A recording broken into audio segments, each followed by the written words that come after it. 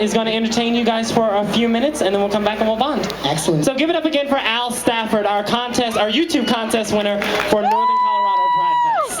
Hi there, everybody. Hello, ladies and gentlemen, boys and girls, and most especially anyone else who might be out there.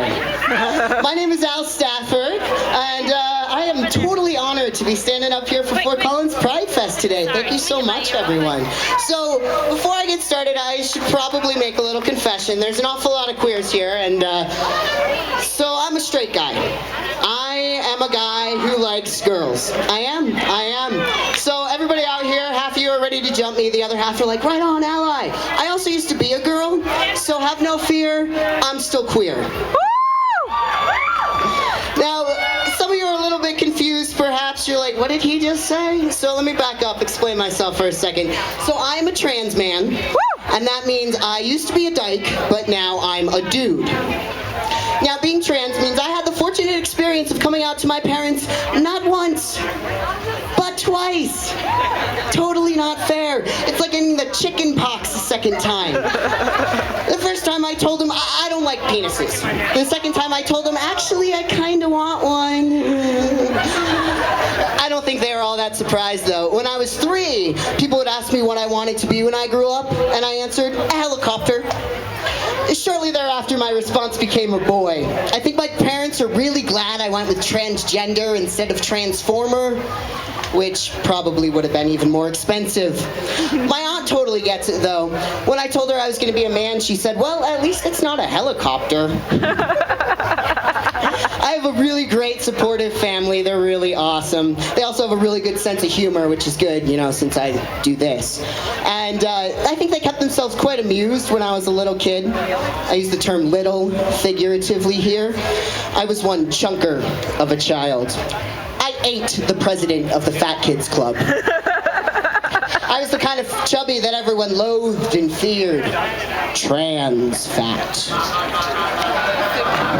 And my parents thought, gee, let's put her in gymnastics and dance and swimming. Activities that involve coordination and spandex. Awesome. Just what everyone wants to see, a 6-year-old sausage. I was always quite the tomboy. When I was around 5 or so, I was a self-declared Ghostbuster. Not just any Ghostbuster, no. I was Peter Venkman. And I informed my parents that they would now be calling me Peter.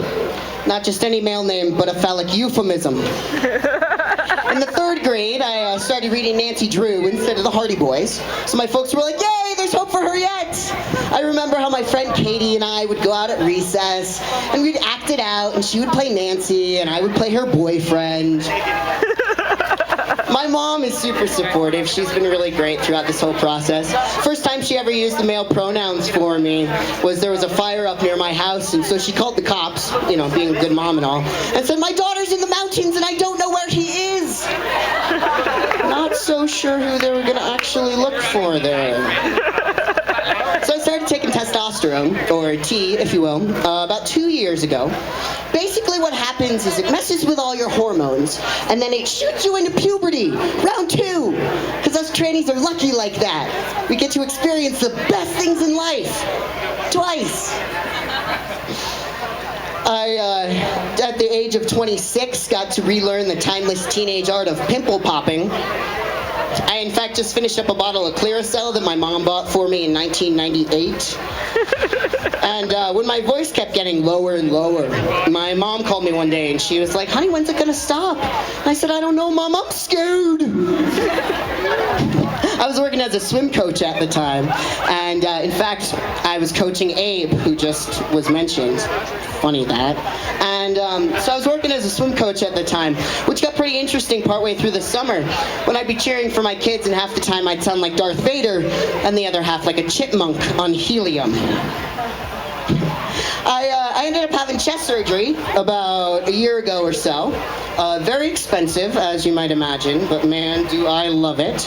I realized there was a bit of a moral dilemma, though, when it came time to actually pay for the surgery. I didn't know whether or not you're actually supposed to tip your top surgeon.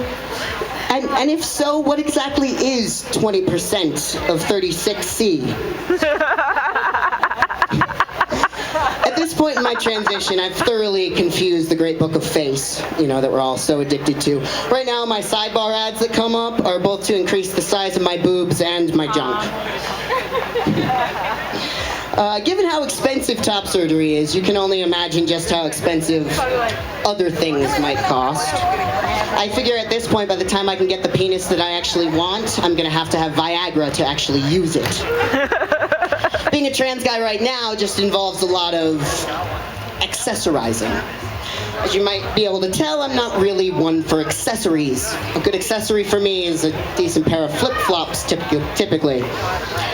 But these particular accessories, I am a big fan of getting, for sure. The first time I ever got this particular accessory in the mail, I actually got one of those slips in my mailbox, informing me to pick it up at the post office because it was, and I quote, too big for box, unquote. I guess it was a little bit too big of a package. Before I knew all the tricks of the tranny boy trade, I was always afraid of things falling out, seeing as they're not attached. And this one day I went to the gym. I was feeling particularly, shall we say, cocky. And I decided I would try packing during a kickboxing class. Not a good idea. About halfway through the class, as soon as we started doing jumping jacks, I realized I was going to have to take a trip to the men's room, or else I was going to have a very inexplicable wardrobe malfunction. Either that, or I was somehow going to end up having sex with myself. One of the weird things about being trans for me is that I'm not gay anymore, which is just bizarre. Like, I was a rockin' dyke for a while. So I tried for a little bit. I was like, you know what? I'm gonna go on a date with another trans guy. Everything was going fine until I realized partway through our date that, given as we'd both had top surgery, there would be -4 boobs in the bed. I like boobs. Yes, boobs!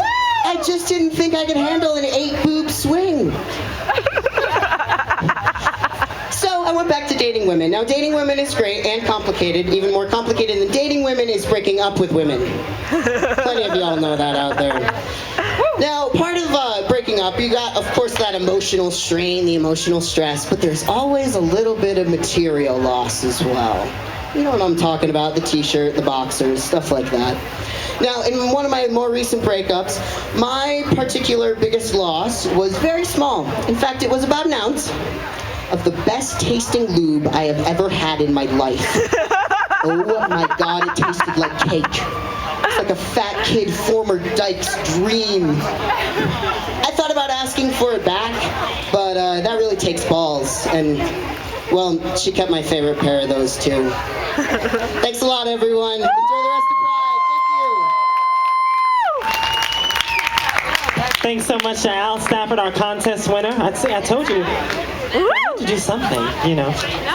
Oh, thanks. You want to keep it. I'm just saying. I know you're dating again.